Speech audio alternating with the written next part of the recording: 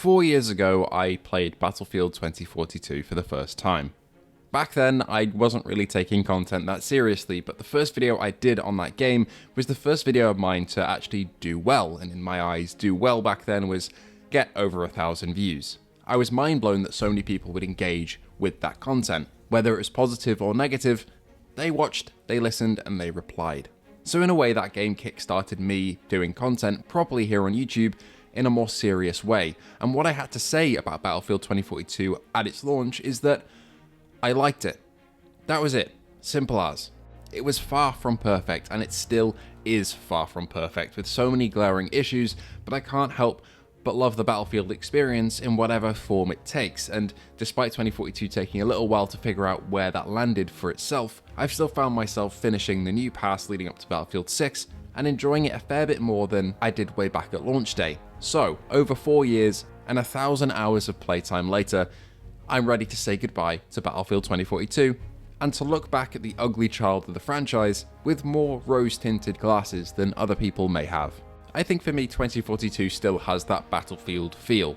The combined arms with infantry, tanks, jeeps, quad bikes, helicopters, bombers, fighter planes, transports, the whole lot. In the current state, the game does not skimp on these massive all-out warfare feeling battles, and in my opinion it didn't since launch. Despite the large flaws in map design especially, I still found that they were good sandboxes to watch and partake these huge battles take place in, and I appreciate the spectacle to this day. Of course, we have a pseudo-class system now in the game, but that wasn't always the case. Specialists used to just be free to take whatever they wanted, with no specific weapon buffs depending on what class they were supposed to be. This is one aspect of the game where I still stand by the fact that specialists do take me out a little bit. Recognizing the same 1 out of 10 people or so on the battlefield over and over again is an immersion-breaking feeling, I've got to be honest.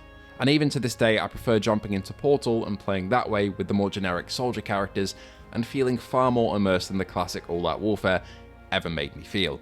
I will say though that the specialist gadgets are a fair bit of fun, and despite the fact that I'll be happy to see some of them go in Battlefield 6 like Sundance's wingsuit, I've still had some great memories with gadgets like McKay's grapple, grappling onto the rocket as it launched and flying off into the sky during the beta. Gun selection now for 2042 has gone from woefully small at launch to massively wide, which is to be expected I guess after 4 years of content. And on that note, I've got to detour and say that I'm impressed by the fact that the game has been supported for this long. In terms of years of support, it's the longest Battlefield lifecycle I think I've ever seen. And you can see that with the amount of weapons available, whether it's Vault weapons ported from Portal, or weapons added with the seasonal content drops. There's a lot to choose from in 2042 Sandbox, and that has made grinding out the Battle Pass over the last couple of weeks quite fun, because I can pick up on weapons that I didn't really try during some of the seasonal content drops. Same goes for gadgets, as there's a lot to play around with, and add vehicles on top of that as well. Again, with the addition of Vault vehicles like the Frogfoot, A10, Bradley, and Huey, and quite a few more, alongside again the seasonal content, my vehicle playtime over the course of 2042's lifespan has felt pretty fresh and good. One of the biggest pitfalls of 2042 were of course the maps though.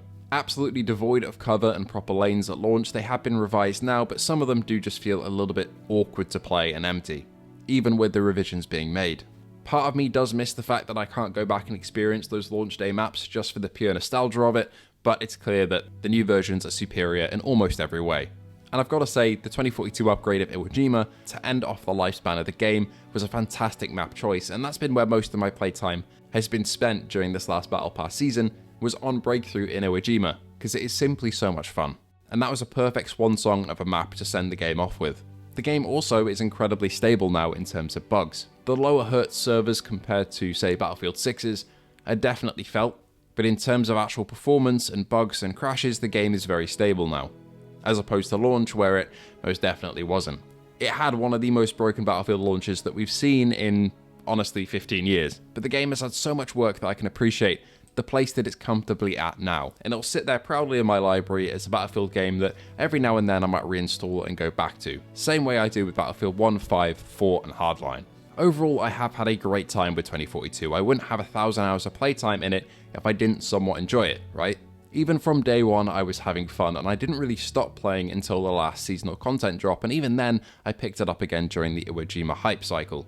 I'm glad I played through that Battle Pass, not just for the rewards, but to get one last dose of 2042 and that Battlefield feeling that's unique to this game before 6 comes along and hopefully blows all my expectations out of the water. But for now, I can sign off and say thank you for all the memories 2042, and let's go on to Battlefield 6.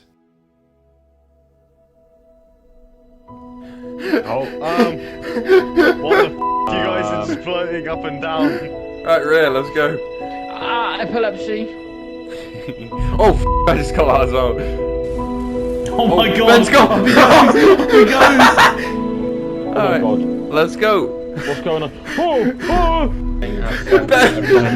Oh my god! Oh I'm trying to recreate the incident. Why aren't you rezzing me? I can't, there's no button. Oh my god. But you can kill me. Oh yeah, now I'm here too, boys. James, we be swimming, boy. I can throw these grenades. As long as I back up in something and hit a turret that's not falling.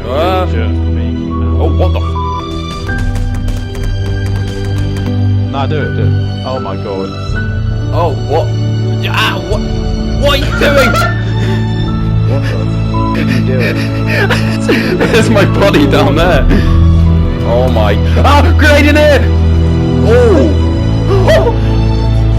There's so many of us. There's so many of our team about to get on this. Then obviously no nades are working. Oh no, never mind. Never mind. What the fuck? Yeah, that should be it. I did it. I fucking did it. Oh dear. Oh no. Ah.